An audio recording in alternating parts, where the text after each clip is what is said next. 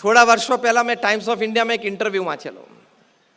કુમાર મંગલમ બિરલા અને એમના ધર્મપત્નીનો ઇન્ટરવ્યૂ હતો. આદિત્ય બિરલા ગ્રુપ, જેના ચેરમેન કુમાર મંગલમ બિરલા છે, એ 5 લાખ કરોડનું કોંગ્લોમેરેટ છે. એટલે 5 લાખ કરોડનો વહીવટ છે અને દુનિયાના 60 દેશોમાં એમનો વહીવટ પથરાયેલો છે. કુમાર મંગલમ બિરલા અને એમના ધર્મપત્નીને ટાઈમ્સ ઓફ ઇન્ડિયાના પત્રકારે પ્રશ્ન પૂછ્યો. A very simple question, Maheshi. How are you spending time with your family? You have office time, you have travel time, you have meeting time. How are you finding time for your family? એટલે કે તમારે ઓફિસનો time છે, તમારે ટ્રાવેલિંગનો time છે, તમારે મિટિંગોનો time હોય, એની વચ્ચે તમે પરિવાર માટે સમય કેવી રીતે આપી શકો છો, એનું આયોજન શું કરી શકો છો? પરિવારોત્સવના દિવસે જાણવું ખૂબ જરૂરી છે. કુમાર મંગલમ બિરલાએ ઉત્તર આપવાની શરૂઆત કરીએ પહેલાં એમના ધર્મપત્નીએ કીધું કે આનો ઉત્તર મારે આપવો છે, અને એમણે વાત કરી. હવે આ પણ વાત સાંભળવા જેવી અને સમજવા જેવી છે. કુમાર મંગલમ બિરલાના પત્નીએ કહ્યું કે અમારા બિરલા પરિવારમાં એક રિવાજ છે અને કાયદો છે કે રાત્રે 8 વાગે એટલે બધાએ ડાઇનિંગ ટેબલ ઉપર આવી જવાનું અને પોતાનો મોબાઈલ ફોન અમારા માતૃશ્રીને જમા કરાવી દેવાનો. આને કહેવાય પરિવારોત્સવ. Every member in the family has to come at 8 p.m. on the dining table and they have to deposit their mobile with the mother. Immediately the questioner asked, even Kumar Mangalam Birla does it? Kumar Mangalam Birla પોતે પોતાનો mobile પણ જમા કરાવે છે?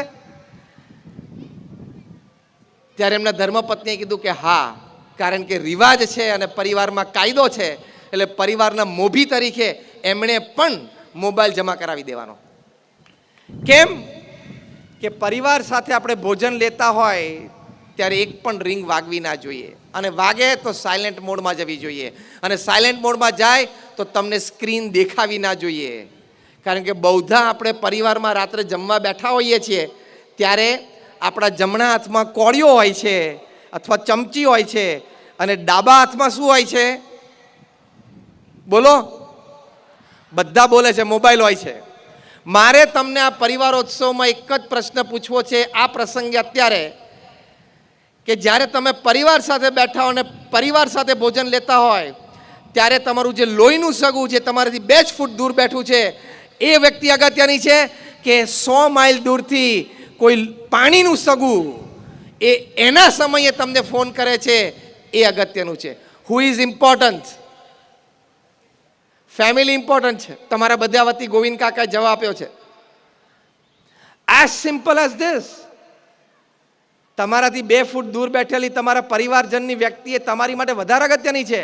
એ વખતે ગમે તે mobile phone હોય, યુ કાન્ટ પિક અપ, એ ઉપાડવાનો જ નહીં.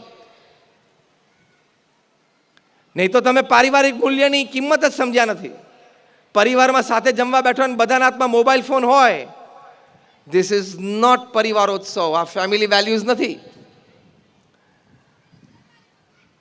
એ વખતે ગમે તેવી અગત્યની વાત હોય બાજુ પર મૂકવાની. હા, કોઈ ઇમરજન્સી હોય, હેલ્થ ઇમરજન્સી કોઈની હોય, તમારા મિત્ર વર્તુળમાં કોઈની હેલ્થ ઇમરજન્સી હોય, એનો ફોન આવવાની શક્યતા હોય મદદ માટે, તો બરોબર છે. બીજો પ્રશ્ન પૂછ્યો પત્રકારે કુમાર મંગલમ બિરલાને કે ફોન 8 વાગે તમે જમા કરાવો પછી પાછો ક્યારે મળે? એ અગત્યનું પાછું. એટલે કુમાર મંગલમ બિરલાએ કહ્યું કે 8 વાગે ફોન જમા કરાવવાનો, 8 થી 8:45 અમારે પરિવારમાં રાત્રિ ભોજનનો કાર્યક્રમ ચાલે. રાત્રે 8:45 થી 9:30 ત્યાં બેઠા બેઠા અમારે વાર્તાલાપ થાય, આનંદની વાતો થાય. પરિવારમાં કોઈ પ્રસંગ આવતો હોય તો એની કંઈક પ્લાનિંગની ચર્ચા થાય. અમે કંઈક જૂના પ્રસંગો જ્યારે બાળકો નહોતા અથવા નાના હતા ને કર્યા હોય એની કંઈક વાતો કરીએ. બાપ દાદાના જીવનના કોઈ પ્રસંગોની વાત કરીએ, અને એ રીતે પરિવારનું કલ્ચર મેન્ટેન કરીએ કે આપણે આ વંશમાં આવીએ છીએ.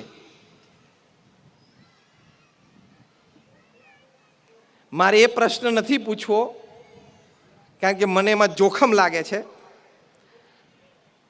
હાથ ઊંચા કરાવવામાં. પણ ખાલી પ્રશ્ન પૂછું, તમે અંતરદ્રષ્ટિ કરી લેજો. કે આ ગોવિંદ કાકાનું જીવન ચરિત્ર જે લખાયું એ તમે પરિવારજનોએ બધાએ પહેલા પાનાથી છેલ્લા પાના સુધી વાંચ્યું હોય ને એ અંતરદ્રષ્ટિ કરજો. બીજા તો પછી વાંચશે. મેં કહ્યું ને હું આંગળી ઊંચી નહીં કરાવું, નહીં તો જોખમ આવી જશે. તો એ પરિવારના આપણા વડીલોએ જેને આપણો પરિવાર બાંધ્યો, પરિવારને ગતિ આપી, પરિવારમાં સમૃદ્ધિ લાવ્યા, પરિવારના સંપ માટે પ્રયત્ન કર્યો, એવા વડીલોની વાત પણ આવતી પેઢીને તમારે કરવી પડે કે આપણે આ વંશમાં છીએ, આપણે આ પરંપરામાં છીએ. એ જવાબદારી તમારી યંગ પેઢીની છે. આ બધા પિંક શર્ટવાળા બેઠા છો ને એની છે, આ ગુલાબી શર્ટવાળા બધા, અને આ કાળી ટી શર્ટવાળા. કાળી છે કે વાયોલેટ છે, બ્લેક છે ને બધા, એટલે પિંક એન્ડ બ્લેક. તમે લોકોએ નીચે બ્લેક પહેર્યું છે, એ લોકોએ ઉપર બ્લેક પહેર્યું છે, પણ ટૂંકમાં જવાબદારીમાં આવે છે. That is the responsibility.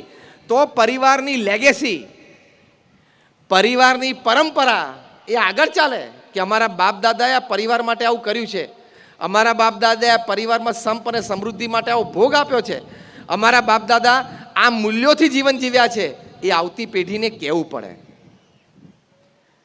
Kumar Mangalam બિરલાએ કહ્યું કે રાત્રે અમારે આવી વાતો થાય પરિવારમાં. આને શું કહેવાય? પરિવારોત્સવ. કુમાર મંગલમ બિરલા ને પ્રશ્ન પૂછ્યો કે 9:30 તમને મોબાઈલ મળી જાય પાછો? તો કે હા. 1.5 કલાક જમા રહે અને પછી 9:30 મળી જાય. પછી શું કરવાનું મોબાઈલથી? તો એમણે કહ્યું કે અર્જન્ટ અને ઇમરજન્સી હોય એટલા ફોન કોલ ને મેસેજ એટેન્ડ કરવાના, બાકી બાજુ પર મૂકી દેવાનો. મેસેજ કરીને કાલ સવારે 10:30 વાગે હું ઓફિસમાં છું ત્યારે વાત કરી લેશું. પછી શું કરવાનું? પત્રકારે પૂછ્યું કે 9:30 પછી બધા પોતપોતાના રૂમમાં ગયા હોય, માતૃશ્રી પાસે એ વાત લખાવેલી હોય કે અત્યારે હું આ પુસ્તક વાંચી રહ્યો છું. પરિવારજનો બધા, every member in the family has to read a book and it has to be a daily process. Maheshji, and the name of the book has to be registered with the mother, and she will ask after 5, 7, 10 days how many pages you have read. માતૃશ્રીએ પોતે, કુમાર મંગલમ બિરલાએ પણ લખાવાનું કે mummy અત્યારે હું આ પુસ્તક વાંચું છું. હું કોની વાત કરું છું? 5 લાખ કરોડનો વહીવટ કરનાર વ્યક્તિની વાત કરું છું. આને શું કહેવાય? પરિવારોત્સવ. 5 લાખ કરોડનું કોંગ્લોમેરેટ છે આદિત્ય બિરલા ગ્રુપ. એના રણીધણી એટલે કે CMD, chairman and managing director, એ પણ પોતાના માતૃશ્રીને લખાવે કે અત્યારે હું આ પુસ્તક વાંચી રહ્યો છું અને હું આના રોજ 5 પાના કે 10 પાના વાંચું છું, એવું બધાનું. એટલે પાછા મધર ટીક રાખે કે આ રોજના 5 પાના વાંચે છે એટલે આને 18મી તારીખે આ પુસ્તક પૂરું થઈ જવું જોઈએ. એટલે 19મી તારીખે રાત્રિ ભોજનમાં માતૃશ્રી પૂછે કે તારું 18મીનું ટીક હતું, હવે તારે આ પુસ્તકની સંક્ષિપ્ત ગાથા 10 મિનિટમાં આખા પરિવારને કહેવાની છે. એટલે આ પાછું રોજ 10 મિનિટ ચાલે. શું સમૃદ્ધિ છે લોકોના જીવનમાં! પરિવારોત્સવ લોકો કેવો મનાવે છે જોવાનું. એટલે પછી કુમાર મંગલમ બિરલાના ધર્મપત્નીએ કહ્યું કે અત્યાર સુધી, હવે આ વાત પણ સાંભળજો અને સમજજો, ગોવિંદ કાકા આ વાત બહુ જ, આ વાક્ય અગત્યનું છે. કુમાર મંગલમ બિરલાના ધર્મપત્નીએ કીધું કે અત્યાર સુધીમાં અમે રાત્રિ ભોજનમાં ડાઇનિંગ ટેબલ ઉપર જમ્યા પછીની વાતોમાં લગભગ 500 જેટલા પુસ્તકનો સારાંશ એકબીજા પાસેથી સાંભળ્યો છે. આને શું કહેવાય? પરિવારોત્સવ. આને પરિવારનો ઉત્સવ ઉજ્યો કહેવાય. બાકી ચાલુ ભોજન અને ભોજન પછી તરત લાલ લીલું બટન દબાવવાનું ચાલુ કરો. ખબર પડી શું બોલ્યો? લાલ બટન એટલે યુટ્યુબ અને લીલું બટન એટલે વોટ્સએપ. એટલે લાલ લીલું બટન ઉપર આવી જાઓ એટલે એમાં તો પછી તમારે રાત્રે કલાક ને 1.5 કલાક ને 2 કલાકે જતી રહે. કેમ? બધાનો અનુભવ છે ને કે એકવાર લાલ બટનને અડો પછી બીજી વાર અડતા અડતા આંગળી ત્યાં પહોંચતા પહોંચતા કલાક થઈ જાય. હા, એમ આઈ રાઈટ ઓર રોંગ? હા કે ના? Just rays your hands if you say yes. જો બધા હાથ ઊંચો કર્યો. આ લાલ અને લીલા બટન પાસે તમારા જીવનનો અને તમારા પારિવારિક જીવનનો બધો સમય ખાઈ જવાની તાકાત છે. હા કે ના? Discipline, digital discipline. Maheshji, You have to have digital discipline in your life so that you can give more time, better time, quality time to your family.